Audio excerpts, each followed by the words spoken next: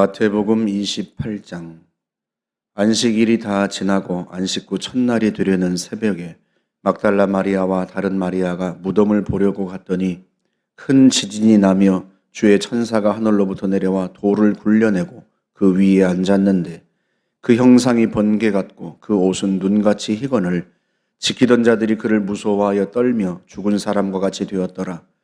천사가 여자들에게 말하여 이르되 너희는 무서워하지 말라. 십자가에 못 박히신 예수를 너희가 찾는 줄을 내가 아노라.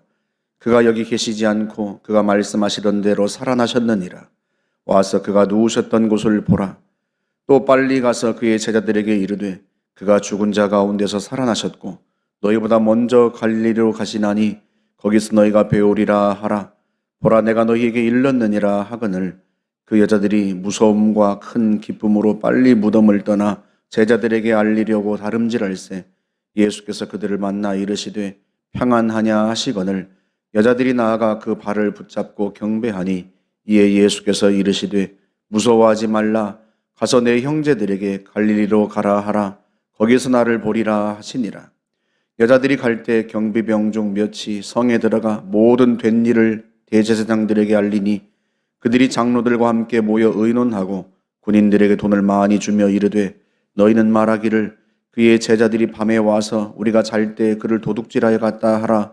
만일 이 말이 총독에게 들리면 우리가 권하여 너희로 근심하지 않게 하리라 하니 군인들이 돈을 받고 가르친 대로 하였으니 이 말이 오늘날까지 유대인 가운데 두루 퍼지니라. 11 제자가 갈릴리에 가서 예수께서 지시하신 산에 이르러 예수를 배웁고 경배하나 아직도 의심하는 사람들이 있더라. 예수께서 나와 말씀하여 이르시되 하늘과 땅의 모든 권세를 내게 주셨으니 그러므로 너희는 가서 모든 민족을 제자로 삼아 아버지와 아들과 성령의 이름으로 세례를 베풀고 내가 너희에게 분부한 모든 것을 가르쳐 지키게 하라. 볼지어다 내가 세상 끝날까지 너희와 항상 함께 있으리라 하시니라. 아멘. 예수님께서 이제 숨을 거두시자 아리마대 사람 요셉이 총독 빌라도를 찾아가서 예수의 시신을 달라고 요구를 합니다. 그가 그런 요구를 한 이유를 마태복음 27장 57절에서는 그도 예수의 제자라 하고 설명을 합니다. 제자의 신분으로 예수님의 시신을 장사 지내고자 했던 거죠. 물론 그동안 아리마다 사람 요셉은 유대인들이 두려워서 자신이 예수의 제자라는 것을 숨겼다고 요한복음 19장 38절에서는 설명합니다. 요셉은 바위를 깎아서 만든 자신이 준비했던 새 무덤에 예수님의 시신을 장사 지냅니다. 그리고 사흘째가 되던 날, 그러니까 안식일 후에 첫 번째 맞이하는 그 새벽에 막달라 마리아를 비롯한 여인들이 예수님의 시신에 향품을 바르려고 무덤을 찾아갔다. 그렇게 말씀을 합니다. 마태복음에서는 그냥 무덤을 보려고 갔다 하고 표현하지만 마가복음이나 다른 복음서에서는 예수님의 시신에 향품을 바르려고 갔는데 가는 도중에 했던 그들의 고민도 다른 복음서에서는 기록을 하죠. 무덤을 막아놓은 큰 돌을 어떻게 굴릴 수 있을까 고민하면서 갔다고 그렇게 이야기를 합니다. 그런데 이들이 무덤 가까이 왔을 때 큰 지진이 나고 천사들이 무덤을 막아놓은 큰 돌을 굴려내고 그곳에서 여인들에게 예수님이 다시 살아나셨다는 소식을 전합니다. 이 대제사장과 장로들이요, 예수님의 그 무덤을 경비병들로 하여금 지키게 했습니다. 그들이 총독 빌라도를 찾아가서 무덤을 굳게 지켜달라고 부탁했단 말이죠. 혹시라도 예수의 제자들이 와서 예수님의 시신을 훔쳐가고서는 예수님께서 부활하셨다고 거짓 소문을 내면 큰일이니까 경비병들을 통해서 굳게 지키게 해달라고 요청을 했어요. 그래서 경비병들이 그 무덤을 지키고 있던 그런 터였습니다. 그러니 경비병들이 이 모든 이루어진 일들을 다 보게 된 거죠. 천사들이 여인들에게 예수님의 부활 소식을 전할 뿐만 아니라 실제로 부활하신 예수님께서 이 여인들을 만나 주십니다. 여인들만이 아니라 11 제자도 만나 주세요. 처음에는 마태복음도 그렇고 마가복음도 그렇고 예수님께서 제자들을 갈릴리에서 만나려고 하셨습니다. 그런데 여인들이 전한 부활 소식을 제자들이 믿지 않아요. 그래서 결국 주님께서 갈릴리에서가 아니라 예루살렘에서 먼저 제자들을 만나셔야 했습니다. 오늘 마태복음에서도 여전히 부활하신 주님을 만나고도 의심하는 자들이 있었다 이렇게 표현을 하지 않습니까? 그러던 터였으니 여인들이 전한 소식을 제자들이 믿기가 어려웠을 거예요. 부활하신 주님이 11 제자들을 친히 만나 주시죠. 예수님께서 부활하셨다는 이 소식이 전해지고 제자들이 부활하신 주님을 만나는데 당시 경비병들은 자기들이 본 것을 대제사장들에게 가서 이야기합니다. 대제사장과 장로들이 모여서 의논하고 제자들이 와서 밤에 예수의 시신을 훔쳐갔다고 얘기하라. 돈을 주며 그들에게 시키죠. 그래서 경비병들이 돈을 받고 제자들이 밤에 와서 예수의 시신을 훔쳐갔다고 소문을 냈고 마태가 복음서를 기록한 그 당시까지도 유대인들 사이에 그런 소문이 퍼져 있었다 하고 오늘 복음서는 증언을 합니다. 분명한 것은요, 예수님이 부활하셨다는 거예요. 예수님이 부활하셨다는 증거는 넘쳐납니다. 첫 번째로 무덤이 비어 있었다는 사실이에요. 경비병들은 예수님의 제자들이 와서 밤에 와서 예수의 시신을 훔쳐갔다고 증언했지만 결국 그것이 실제 무덤이 비어 있었다는 것을 증명한 사건이 되었습니다. 예수님이 부활하셨기 때문에 예수님의 무덤은 비어 있을 수밖에 없는 거죠. 두 번째는 제자들의 변화입니다. 오늘 마태복음에서도 이야기합니다만 제자들은요, 예수님이 부활하셨다는 사실을 믿지 못했어요, 처음에는. 사실 이 사람들은요, 두려워서 예수님을 버리고 달아났던 사람들입니다. 그 후에는 유대인들이 두려워서 방문을 걸어 잠그고 숨어 있던 사람들이에요. 그런 사람들이 예수님의 시신을 훔쳐가고 예수님이 부활하셨다고 거짓 증언을 했다면 그들이 결국은요, 그 거짓 증언 때문에 자기의 목숨을 걸었다는 뜻 아니겠습니까? 사도행전도 그렇고 제자들이 예수님의 부활을 전하다가 다 순교하거든요. 요한만 이제 유배되어서 유배된 곳에서 세상을 떠납니다만 나머지는 다 예수님의 십자가와 부활을 전하다 목숨을 잃습니다. 순교했단 말이죠.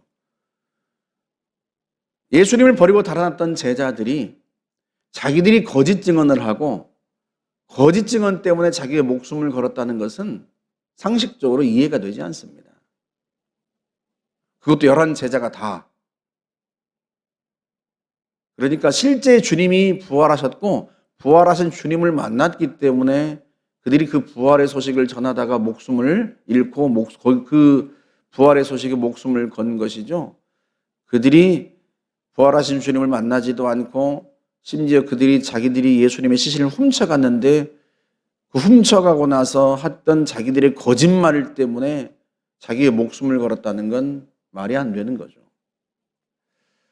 세 번째는 여인들의 증언입니다. 만약에 정말로 경비병들의 이야기처럼 밤에 와서 몰래 예수의 시신을 훔쳐간 것이라면 최소한 예수님이 부활하셨다는 이야기를 할 때 모든 복음서들이 부활의 첫 증인을 남자들로 내세웠을 거예요. 베드로와 요한 같은 제자들로 내세웠을 겁니다. 왜냐하면 그 당시에 유대 사회는 여인들의 증언을 신뢰하지 않았어요. 법정에서도 여인들의 증언은 받아들여지지 않았습니다. 남성들의 증언, 그것도 2사람 이상의 증언만 법정에서 받아들여졌고 신뢰할 수 있는 증언으로 여겼단 말이죠. 그렇다면 최소한 예수님의 부활이 꾸며낸 이야기라면 그 유대 사회에서 그 말을 믿을 수 있도록 예수님의 부활을 첫 번째로 목격했던 사람들로 베드로와 요한 같은 남성들을 내세웠을 거예요.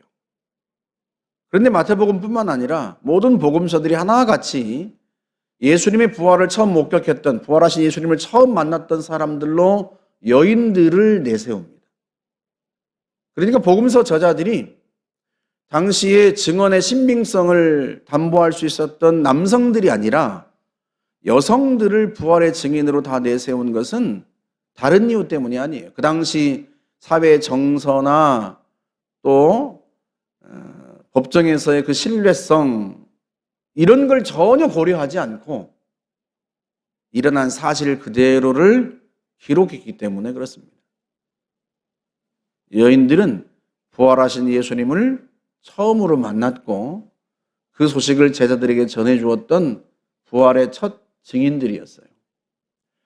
복음서의 기록뿐만 아니라 사도행전으로 넘어가고 서신서로 넘어가면 부활의 증거들은 훨씬 더 넘쳐납니다. 예수의 제자도 아니었고 예수 믿는 사람들을 박해했던 사울이 부활하신 예수님을 만나고 바울로 변화되어서 복음을 전합니다. 부활하신 예수님을, 자기가 만난 예수님을 증언합니다. 이 사울이라고 하는 청년은 그 당시 유대 사회에서 석학으로 이름을 날리던 가말리엘의 문화생이고 심지어 처음 부임한 총독까지도 그의 학문의 뛰어남을 알고 있었던 그런 사람이에요. 그런 그가 부활하신 예수를 만나고 변화되어서 부활의 증인으로 목숨을 걸고 예수님을 전합니다. 그리고 고린도전서 15장에서는요. 예수님의 부활을 목격했던, 일시에 함께 목격했던 500여 명의 성도들이, 제자들이 있었다고도 증언을 합니다. 예수님은 실제로 부활하신 거죠. 예수님의 이 부활은요, 예수님이 단순히 한 인간으로 이 땅에 오신 것이 아니라 살아계신 하나님의 아들이시고 하나님이시라고 하는 자기 증명입니다. 여러분, C.S. 루이스는 무신론자였지만 예수님의 부활을 확신한 후에는요, 그가 이렇게 이야기를 합니다. 실제 예수님이 부활하셨고 예수님께서 하나님의 아들이시오 하나님이신 것이 확실하다면 그분에게 응답하는 것이 우리에게는 가장 중요하고 시급한 문제다. 그래서 C.S. 루이스는 예수를 자신의 구주로 영접한 후에는 그를 통해서 예수님을 전하고 예수님의 십자가 부활을 전하는데 자기의 인생을 바칩니다. 20세기가 낳은 최고의 지성, 최고의 석학이라 불리는 C.S. 루이스는요, 우리가 잘 아는 나니아 연대기 같은 책을 써서 아이들에게 예수님의 부활의 이야기를 동화처럼 그렇게 만들어서 이야기로 풀어내기도 했습니다. C.S. 루이스의 말처럼요, 우리가 부활하신 예수님께 응답하는 것은 우리 인생의 가장 중요한 문제예요. 세상을 창조하시고 인생을 창조하신 주님께서 하신 말씀에 응답하는 것, 그보다 더 중요한 일이 세상에 어디 있겠습니까? 주님이 말씀하시죠. 하늘과 땅의 모든 권세를 내게 주셨으니 그러므로 너희는 가서 모든 민족을 제자로 삼아 아버지와 아들과 성령의 이름으로 세례를 베풀고 내가 너희에게 분부한 모든 것을 가르쳐 지키게 하라. 모든 사람이 자신의 죄인임을 고백하고 예수의 이름으로 세례를 받게 하라. 죄사함을 받게 하라. 그리고 내가 너희에게 분부한 모든 걸 가르치고 지키게 하라. 주님이 가르친 말씀, 그 진리의 말씀을 받고 그 말씀을 따라 행하는 것보다 더 중요한 게 없어요. 왜? 주님이 창조주이시오. 살아계신 하나님의 아들이시며 하나님이시오. 인생의 해답을 그분이 갖고 계신데 그분이 하신 말씀 속에 그 인생의 해답이 있어요. 그 진리의 말씀을 받아서 그 말씀을 따라 사는 것보다 우리 인생에 더 중요한 건 없습니다. 오늘 많은 사람들이 인생의 목적을 갖고 살아갑니다. 자기 나름대로의 목적을 가지고 인생을 살아가지만 엉뚱한 방향으로 달려가요. 여러분, 방향이 틀리면 열심히 사는 것만큼 무서운 게 없어요. 방향이 다른데, 방향이 잘못되는데 열심히 살면 못합니까? 엉뚱한 결과를 가져오게 될 거고 엉뚱한 목적지에 도달하게 될 텐데요. 방향을 바로 알고 무엇을 위해 살고 어떻게 살아야 하는지를 알 때에야 열심히 사는 게 의미가 있어요. 진리이신 주님의 말씀을 듣고 그 말씀을 마음에 새기고 그 말씀 따라 사는 것, 그것이 우리의 인생에선 가장 중요합니다. 인생을 지으신 주님이, 살아계신 주님께서 하시는 말씀이기 때문이죠.